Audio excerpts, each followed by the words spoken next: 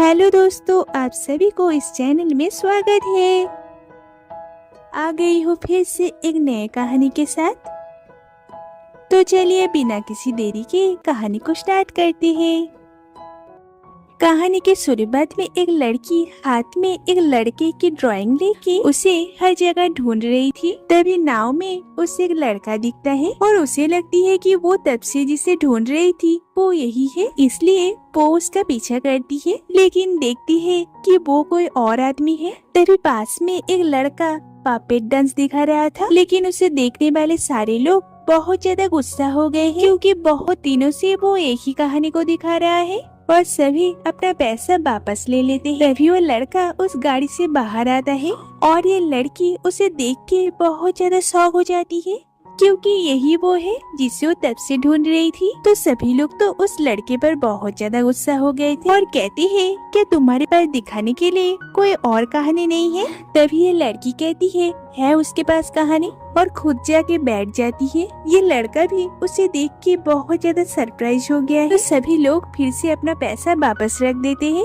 और फिर ये लड़का कहानी बोलना शुरू करता है, जो कि उसका ही कहानी है जब वो 18 साल का था। तो इसका नाम है सुनी उलाओ। ये सुन परिवार के सबसे छोटे बेटे हैं। फिर हमें इस फैमिली के सबके बारे में पता चलता है। तो इनके परिवार का नाम है सुन परिवार। तो इस परिवार के सबसे बड़े है इसका पिता महोदय सुन, जो कि राजा के मुख्य सचिव है और सभी महोदय सुन को बहुत सम्मान करता था। तो ये है इसका माँ, जो कि बौद्ध धर्म को मानती थी और उनकी देखभाल इनकी बहन मतलब इसका मौसी करती थी। तो इनकी नाम है मई। ये पहले महोदय सुन की कंकुबाइन थी, जो कि थोड़ी चंचल स्वभाव की थी। तो इनके 4 बेटा और 4 बेटी है। तो सोने उलाओ के सबसे बड़ी बहन महारानी है, वो राजा के सबसे पसंदीदा रानी है। तो ये है सुनसी जी, जो कि सुन परिवार के बड़े बेटे हैं, जो बहुत ज्यादा विद्वान और ज्ञानी है। और ये है वुयंग, उनकी पत्नी, जो कि उस राज्य की सेनापति की बेटी है। तो महोदय सुन और इनके पिता बचपन के दोस्त थे, इसलिए जन्म से पहले इनकी शादी तय हो गई थी। लेकिन सीजी को यू होंग बिल्कुल पसंद नहीं है, क्योंकि वो चाहते थे कि उनकी पत्नी इस तरह की हो और उनकी पत्नी कुछ इस तरह की है। सेनापति की बेटी होने के वजह से उन्हें कसरत करना, मारपीट करना ज्यादा अच्छा लगता था। लेकिन सीजीए को ऐसी पत्नी चाहिए थी जो कि घर के काम करे, म्यूजिक बजाए, सिलाई करे, खाना बनाए। लेकिन यूहोंग को इसमें से कोई भी काम नहीं आती थी, पर वो अपने पति के लिए ऐसा बनने की कोशिश करती है। लेकिन हर बार सीजीए उसे देख के डर के वहाँ से भाग जाता है। तो इन दोनों को प्रथम महोदय और प्रथम महोदया कहा जाता है। और ये है यूलोंग की सेविका। तो ये है द्वितीय महोदया। ये राज्य की सबसे गुणी लड़की है। इसके जब इस घर के दूसरे भाई के साथ शादी हुई, उसके अगले दिन ही वो सेना के काम से बाहर चला गया और ये तब से अकेली इस घर में रहती है। इनकी नाम सुयंग है। ये इंस्ट्रूमेंट बजाती है और हमेशा शराब में डूबी रहती है। फिर हमें दिखाया जाता है इस घर के तीसरे भाई और उसके बीबी को। तो इनकी नाम है जू फेंकाओ और तीसरे भाई का नाम है सुनजीगी। ये एक मुख्य सचिव की बेटी है, इसलिए हमेशा सब पर हुक्म चलाती है, अपने पति को भी नहीं छोड़ती। और इधर तीसरे महोदय बहुत ज्यादा डरपोक है, इसलिए वो अपने बीबी के हर बात मानता है, मतलब कि मानना पड़ता है। इसे अगर ये मिर्ची खाने के लिए भी कहती है, इन्हें मजबूरन वो खाना पड़ता है। तो तृतीय महोदय अपने बीबी से इतना डरते हैं जैसे चूहा बिल्ली से, और इनकी बात ना सुनने पर ये उन्हें मारती भी है। इस घर के दूसरे और तीसरे बहन की बचपन में शादी हो गई थी। बहनों में ये छोटी बहन ही बस घर में है, जिसकी नाम है सुन जाओ जांग और ये मई की बेटी है। तो ये जब अपने छोटे भाई को ढूंढती हुई उसके कमरे में जाती है, देखती है कि वो पापेट डांस की खेल खेल रहा है। और ये है इस ड्रामा के हीरो, मतलब इस घर के छोटे बेटे सुनियोलाओ। तो सुनजाओ कहती है कि महोदय सुन उसे बुला रहा है, क्योंकि आज उनका जन्मदिन है, जिसके लिए आज उनके घर में बहुत सारे लोग आए हैं।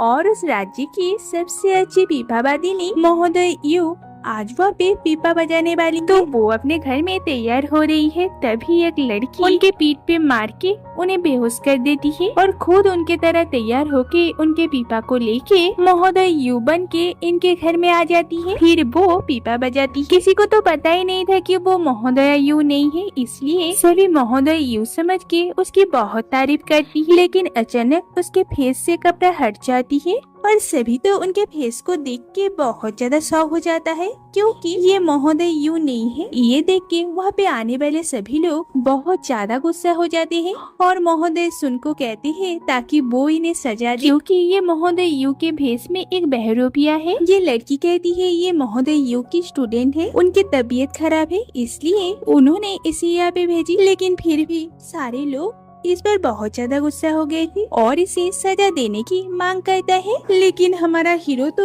इसे पहले नजर में देख के इस पर फिदा हो जाता है। तो वो ये सब देख के आगे आता है और कहता है कि महोदय यू की स्टूडेंट है और जो बहुत अच्छा भी बजाती है। हमारे लिए चेहरे मायने नहीं रखनी चाहिए, अगर कुछ मायने रखना चाहिए वो है संगीत, जो कि इसने बहुत अच्छे से बजाई है और मुझे लगता है कि इसे सजा नहीं इनाम देना चाहिए। लेकिन यहाँ के बाकी गेस्ट इसके बाद से बिल्कुल भी सहमत नहीं होते। सिचुएशन और ज्यादा खराब ना हो जाए इसलिए महोदय सुन कहते हैं महोदय यू मुझे पहले ही कह चुकी थी कि उनकी तबीयत खराब है, मैं ही भूल गया था, इसलिए इस लड़की की कोई गलती नहीं है और उसे इनाम देते हैं।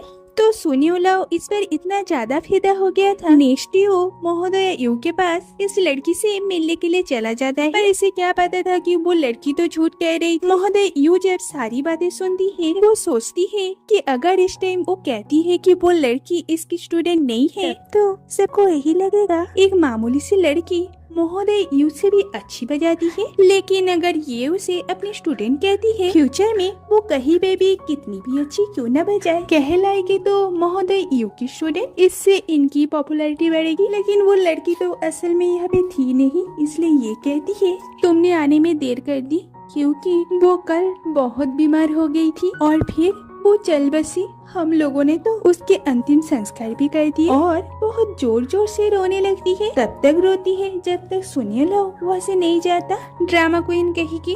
फिर हमें एक नाटक दल को दिखाया जाता है, तो उनके बीच ये लड़की भी थी, इसकी नाम है लिन साओचुन, जो कि उस नाटक दल की मुख्य कलाकार है। तो महोदय सुन के घर से उसे जो पैसे मिले थे वो उस दल के सभी मेंबर के साथ वो बांट देती है। सभी तो इसकी बहुत तारीफ करती है, लेकिन उनके गुरु को जब ये बात पता चलती है उन्हें तो बहुत बुरी लगती है। वो साओचुन को अलग ले जाके कहती है तुमने जो भी किया वो बहुत गलत किया, पर ये कहती है आपको तो खुश होना चाहिए क्योंकि सभी ने मेरी कला का तारीफ की, सभी ने मेरे लिए ताली बजाई। गुरु कहती है कुछ लोगों ने तुम्हारी थोड़ी सी तारीफ क्या कर दी, तुम्हें लग रहा है कि तुमने बहुत अच्छा काम की, याद रखना तुमने किसी और की आइडेंटिटी चोरी करके ये परफॉर्म की। तो अगर तुम्हें लग रहा है कि तुम बहुत कुछ सीख चुकी हो तब तो मेरे पास और सीखने की कोई जरूरत नहीं, अब से मैं तुम्हें नहीं सिखाऊंगी। साओचुन उन्हें मनाने की बहुत कोशिश करती है लेकिन वो नहीं सुनती, इसलिए ये भी गुस्सा होके वहाँ से चली जाती है। तो ये एक पुल के ऊपर खड़ी होके ये सब सोच रही, तभी वहाँ पे सुनियोलाओ आ जाता है। इसे तो पता है कि ये मर चुकी है, इसलिए ये साओचुन को देख के बहुत ज्यादा डर जाता है। फिर सोचता है कि ये इंसान हो या भूत मुझे इससे कोई फर्क नहीं पड़ता क्योंकि मैं इसे पसंद करता हूँ, अब तो मैं इसे बात करके ही रहूंगा। तो ये जब उससे बात करने के लिए जाता है दोनों ही एक दूसरे को देख के डर जाते हैं। सुनियोलाओ उसे सारी बातें कहता है कि वो महोदय यू के पास गया था उससे मिलने के लिए, लेकिन पता चला कि ये अब नहीं रही, लेकिन फिर भी ये इससे दोस्ती करना चाहता है। ये सुन के साओचुन के दिमाग में एक खुराफाती आइडिया आता है और वो इसे भूत बन के डराने लगता है। लेकिन देखती है कि जब इसके बाद भी सुनियोलाओ उससे दोस्ती करना चाहता है, वो उसे और ज्यादा डराने के लिए नदी में कूद जाती है और उसे बचाने के लिए सुनियोलाओ भी पानी में कूद जाता है। लेकिन बहुत ढूंढने के बाद भी उसे वहाँ पे वो नहीं मिलती, तो उसे लगता है कि वो तो भूत है इसलिए शायद गायब हो गई है। लेकिन असल में तो साओचुन कुछ दूर जाके पानी से बाहर आ गई है और उसे बिना बताए चुपचाप वहाँ से चली जाती है। फिर वो अपने घर जाती है जहाँ पे उसके दादी उसके लिए वेट कर रही थी। तो वो जाके उन्हें कहती है कि गुरुजी ने उन्हें वहाँ से निकाल दिया है, इसलिए कल से वो नाटक दल में नहीं जाएगी। ये सुन के दादी बहुत ज्यादा गुस्सा हो जाती है और कहती है उन्होंने तुम्हें क्यों निकाला, जरूर तुमने कुछ किया होगा, मैं कल उनसे जाके बात करूंगी। ये सुन के साउचुन थोड़ी सी गुस्सा हो जाती है और कहती है मैं इतने सालों में बहुत कुछ सीख चुकी हूँ, इसलिए मुझे और कोई गुरु की जरूरत नहीं है, और अपने रूम में चली जाती है। फिर हमें एक फ्लैशबैक दिखाई जाती है। साउचुन के पापा एक सचिव थे, लेकिन उन पर भ्रष्टाचार का आरोप लगा था, इसलिए उन्हें मार दिया जाता है। ये दुख साउचुन की माँ नहीं सहन कर पाती, इसलिए वो भी जहर खा लेती है और साउचुन से कहती है कि मुझे पता है कि तुम्हारे पिता को फंसाया गया है, इसलिए हो सके तो तुम अपने पिता को न्याय देना। और फिर वो दुनिया छोड़ के चली जाती है। तभी उनके घर में राजा के आदमी आ जाते हैं साउचुन को पकड़ने, लेकिन ये दादी जो उनके घर में काम करती थी वो अपने बेटी को साउचुन कह के उनके हवाले कर देती है ताकि वो साउचुन को बचा सके, जिससे वो अपने पिता के लिए लड़ पाए। प्रेजेंट में दादी उसे समझाती है उसके लक्ष्य क्या है, अपने पिता को न्याय देना, और ये काम एक अच्छे गुरु के पास प्रशिक्षण लिए बिना नहीं हो सकता, क्योंकि उसे पढ़ाई के साथ साथ हर एक कला को सीखना होगा, तभी वो राजमहल के अंदर घुस पाएगी और अपने पिता के लिए न्याय मांग पाएगी। तो ये एपिसोड यहाँ पे ही खत्म होता है। तो मिलते हैं अगले वीडियो में, तब तक के लिए बाय।